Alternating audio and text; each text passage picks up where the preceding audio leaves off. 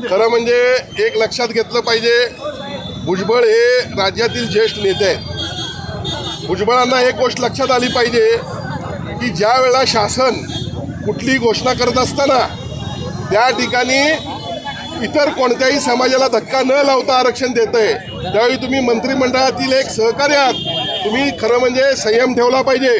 अशा पद्धतीनं तुम्ही मराठा समाजाच्या विरोधात बोलता कामा नये, अन्यथा मराठा समाज तुम्हाला रस्त्यावर करून देणार नाही.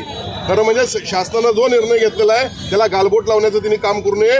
एकनाथजी शिंदे हे सर्व समाजासाठी सर्वसमावेशक काम करणारी व्यक्ती आहे आणि त्यामुळे त्यांनी जाहीर केलेलं होतं दसरा मेळाव्यामध्ये इतर कोणत्याही समाजाला धक्का न लागता मराठा समाजाला आरक्षण देण्यात येईल आणि त्यातला पहिला टप्पा आज त्या ठिकाणी मराठा समाजाच्या दृष्टीनं ऐतिहासिक निर्णय त्यांनी जाहीर केला आहे आणि जरांगे पाटलांनी या ठिकाणी उपोषण देखील मागं घेतलेलं आहे. खरं म्हणजे कायदा सुव्यवस्था देखील तितकाच महत्त्वाचा आहे. आज मुंबईमध्ये लाखो मराठे त्या ठिकाणी जात आहेत, अनुचित प्रकार कुठला घडू नये यासाठी जरांगे पाटलांनी देखील सावधतेची भूमिका दाखवली.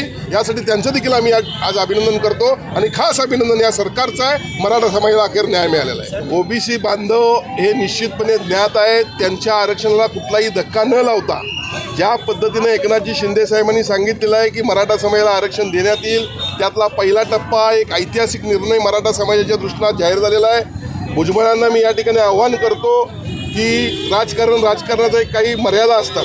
तुम्ही शासनाचे एक मंत्री म्हणून काम करता आणि शासनाचा निर्णय जो काही आहे तो कुठल्याही इतर समाजाला धोका न लावता देण्यात आलेला आहे. त्यामुळे तुम्ही चुकीच्या पद्धतीनं इतर समाजाला उचकटण्याचं काम करू नये, अन्यथा सन्माननीय मुख्यमंत्री योग्य ते निर्णय घेतील.